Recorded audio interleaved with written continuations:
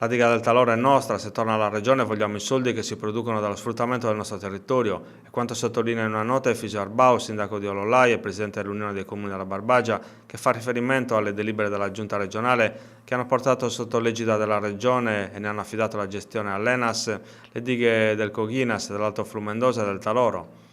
Abbiamo appreso dalla stampa che le dighe che producono energia idroelettrica passerebbero all'ENAS, ma nessuno ci ha ancora coinvolti, rileva Arbau. Fino ad oggi le dighe erano state date in concessione all'Enel e la Regione ci ha fatto accordi sul nostro territorio.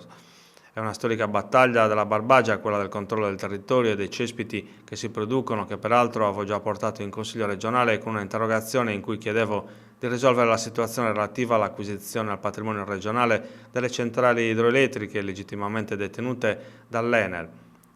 Il prossimo passo, tuttavia, prosegue Arbau, deve essere quello di dare ai comuni e nello specifico al Consorzio Imbrifero Montano del Taloro la gestione delle risorse. Occorre costituire un sistema idroelettrico democratico che consenta ai territori interessati dai bacini di avere una congrua contropartita economica.